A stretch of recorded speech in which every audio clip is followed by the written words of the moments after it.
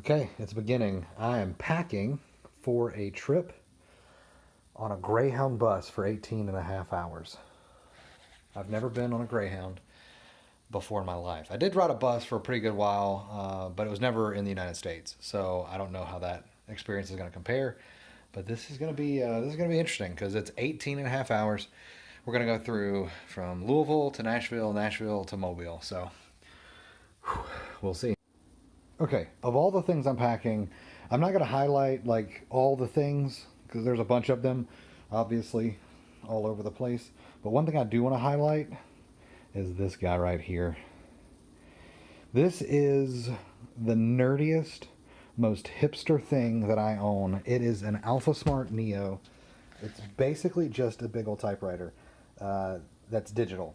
2 batteries will last a year. I've never replaced the battery since I got it, and I've had it for almost 8 months now.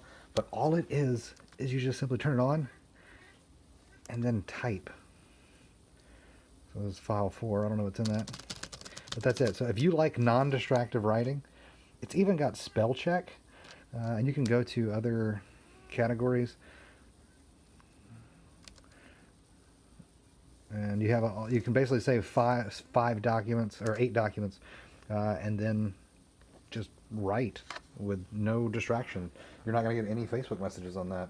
So with that, if you want to produce by writing, I recommend getting them. There are things called the Free Write. That's like $500. There are all kinds of different things out there that are about non-distractive writing, but the best thing that I found is that thing, and it was like $30 on Amazon because it was for like poor schools who couldn't afford computers and had to teach kids how to type. So if you want to get a good non-distractive writing tool, that's the one. So I've told all my coworkers that I'm taking this really long trip, and I was more excited about it than when I initially told them. All of their responses were, what type of gun are you carrying? Have you ever been stabbed before? You know somebody's going to touch your feet. Watch all your stuff. I'm starting to think that buses might not be a safe way to travel. Okay, I leave in about 4 hours on the trip, so I'm going to try and grab a couple of hours of sleep before everything gets rolling. I keep getting advice to wear neutral gang colors and to try and not sleep too heavily if I want to keep both of my kidneys. So we'll see. All right, I think I'm done packing. Jeremy is my lovely chauffeur. What's up? He's gonna drop me off at midnight and make sure I don't get stabbed walking into the bus station. Yep. This is it. This is the one that's gonna keep me safe. It's a Meyerco bolt action. Anyway, he's been on. How long was your bus drive? 15 hours. 15 hours. What's your best advice? Sleep lightly if you need to sleep. Maybe not talk to anybody, or if you want to, it's fine. What should I do with the eye contact situation? Don't. I told another friend of ours named Dave, and he said, "Oh man, do you have a gun?" Everybody's advice has been somewhere about just the bodily harm that it's impending. You're gonna be fine. Oh jeez. All right. So we left the house. Jeremy's driving my car, which I'm not quite sure why he's driving. It's my car. Where we're going doesn't require like him throw me out. So I don't know, but whatever. The only thing I didn't get to do before we left was take a good poop. So I feel like it's a bit of a gambit. We'll see.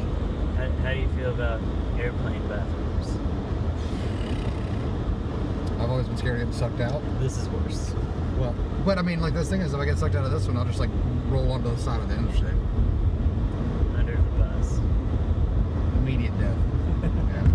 Don't even get the free skydiving experience.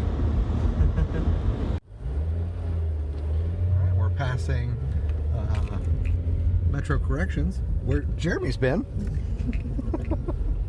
Are you? Yeah, take a ride.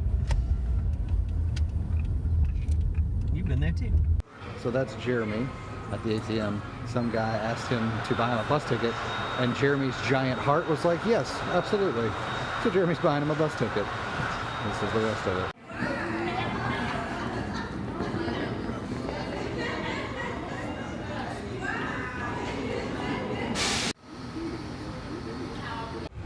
Hey, made it onto the bus, heading to Nashville, sitting moderately close to the bathroom. Should be alright. Tag, and it has big bold red letters saying special handling. But if you do not have that on your luggage, you are responsible for your luggage being transferred. Claim your luggage.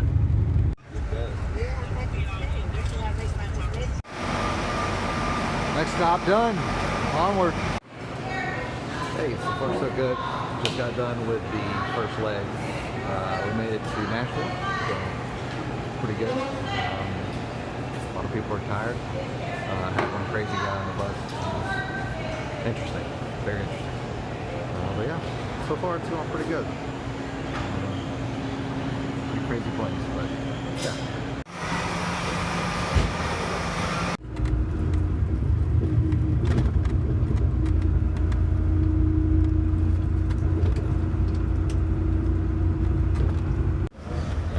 To head out of Nashville. We're gonna be heading to Birmingham, and I've got a really nice riding partner in Miss Louise right here. Hi. I've got a really nice riding partner. It's not right here. Yeah, there we go. So yeah, it's been a great trip so far. Keep on keeping on. We haven't moved, but it's great so far. We don't know. Yeah, we're not making good time yet, but hopefully soon. Yeah, I do too, so I can go to bed. Real quick, will you ever do a Greyhound bus again? I probably will, but not coming this way. This way. Okay. Gotcha. All right. Thank you, Miss Louise.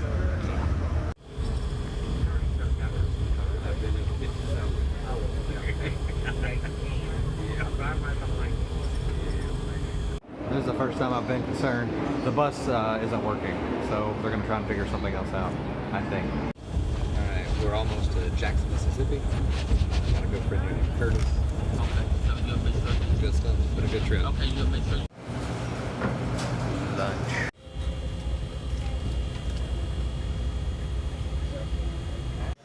I got a chance to meet a really cool guy. That Curtis fellow really did. He encouraged me a lot.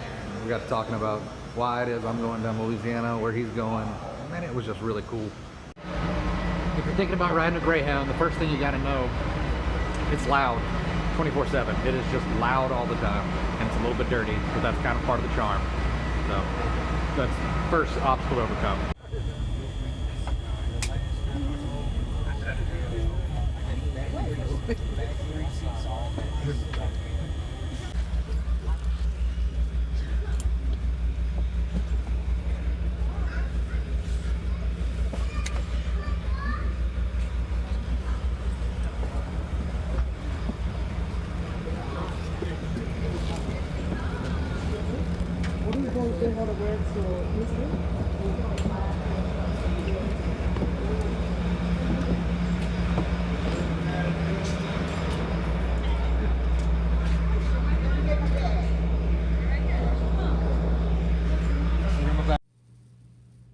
So I've made it back home, warm and snugly in my giant chair, and it was a crazy, fun trip. Here is my best advice. If you're dreading something, look at it as an opportunity for adventure. Because if I wouldn't have had that attitude that this is just an adventure and whatever happens, happens, it would have been a terrible trip. It wasn't. Because I decided it wasn't going to be. And that's amazing.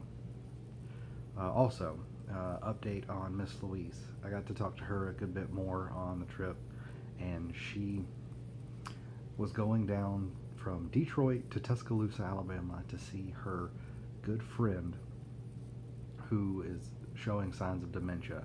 So she said this was probably going to be the last time she gets to see her, which was extremely sad, but extremely sweet too. But we just got to talk and hang out. That was really cool.